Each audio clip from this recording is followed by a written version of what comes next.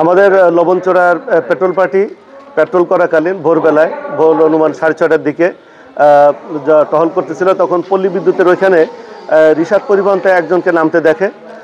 তাকে নামতে দেখে সন্দেহ হয় এবং তাকে আটক করে তার বাড়ি কোথায় জিজ্ঞাসাবাদ করে যে এখন নামলো কেন, এই সমস্ত বিষয়ে তার সন্দেহ হলে তাকে ব্যাপকভাবে জিজ্ঞাসাবাদ করলে এক পর্যায়ে সে স্বীকার করতে বাধ্য হয় যে তার কাছে ইয়াবা আছে এবং সেটাতে তার রেকটাম বা মলদারে রেখেছে। তো এর আগেও আমাদের অভিজ্ঞতা আছে যে আমরা বেশ কয়েকদিন আগে আমরা নিশ্চয়ই আপনারা শুনেছেন যে স্বর্ণের বার সেও এরকম মলদারের ভিতরে নিয়ে আসছিল, আমরা তাকে গ্রেপ্তার করেছিলাম। তো সেই হিসাবে তাকেও আমরা থানায় নিয়ে যাই, লবণচড়া থানায় নিয়ে ভালোভাবে জিজ্ঞাসাবাদ করলে সে এক পোটলা বের করে দেয়, সেখানে 600 পিস ইয়াবা ছিল। তো তারপরে সে ওখানে থাকলে সে অস্বস্তি বোধ করে, তাকে জিজ্ঞাসাবাদ করে যে আরও আছে কিনা, সে খানিকটা অস্বীকার করে, কিন্তু তার শারীরিক অসুস্থতা ইত্যাদিতে মিলে আমাদের সন্দেহ হয় যে আরও তার কাছে আছে। তখন আমরা হসপিটালে এক্স রে করানো হয়, এক্স রে করলে দেখা যায় যে তার পেটের ভিতরে আরও কিছু আছে। তো তারপরে এক পর্যায়ে সে স্বীকার করে যে তার পেটের ভিতরে আরও ইয়াবা আছে বলে তারপর সে স্বীকার করে।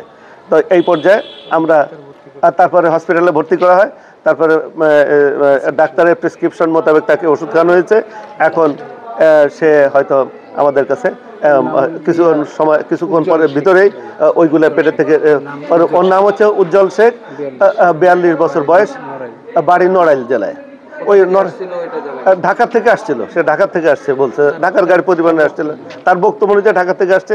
আমরা এখনও আরও বিস্তারিত জানার সুযোগ আমরা পাইনি, যেহেতু ওকে নিয়েই ব্যস্ত এবং যেহেতু সে পেটের ভিতরে কিছু আছে, অসুস্থ বোধ করছিল, যার কারণে আমরা ঝুঁকিপূর্ণ মনে করে হসপিটালে অতি সত্বর হসপিটালে নিয়ে আসছি এবং ডাক্তারের পরামর্শ মতে তাকে ওষুধ খাওয়ানো হয়েছে। আমরা আশা করছি যে ওই দিন শর্ট টাইম ওই যেগুলো পেটের ভিতরে আছে ওগুলো রিলিজ হয়ে যাবে। যেগুলো আছে এখন প্রাথমিক জিজ্ঞাসাবাদে কি জানতে পেরেছেন যে কি পরিমাণ আছে এখনো সে বলতে পারে নাই, বলে নাই। আর যেহেতু সে অসুস্থ আছে আমরা পুরোপুরি জিজ্ঞাসাবাদ করি নাই যে একবারে পেটের ভিতরে, যেহেতু সুস্থতা আগের দরকার, এই কারণে আমরা ব্যাপকভাবেই করতে পারিনি। এবং আমরা তাকে সুস্থ হলে আমরা আশা করব যে এর মূল কোথা থেকে নিয়ে আসছে, এর গডফাদারকে আমরা সবই জানতে পারবো আশা করি। আমরা যেমন স্বর্ণেরটাও জেনেছিলাম যে আমরা কিন্তু স্বর্ণের বিষয়ে দুটা স্বর্ণের আমরা করেছিলাম, প্রত্যেকটারই তাদের গডফাদারকে প্রত্যেকে আমরা আইনের আওতায় আনছি। এবং এই ইয়াবারটাও আমরা ঠিক একইভাবে আমরা নিশ্চয়ই এদের উৎস কোথায় এবং গডফাদার কোথায় আমরা আনতে সক্ষম হব আশা করি।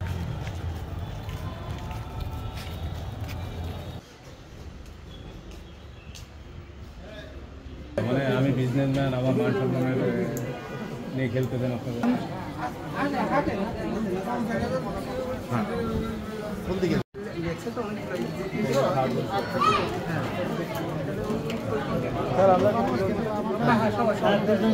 আস্তে আস্তে হাঁটেন স্যার,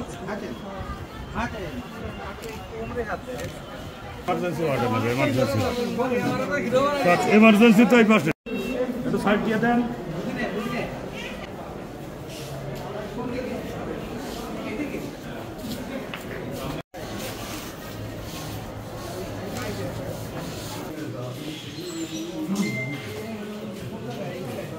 দাদা আপনি দাদা আপনি এদিক চলে আসেন।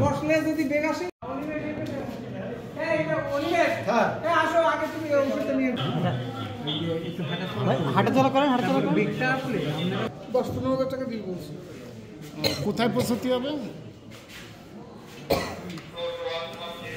আমার মনে হয় এখন এটা পৌঁছানোর কথা ছিল আমাদের এলাকায়, কিন্তু ওই ভাই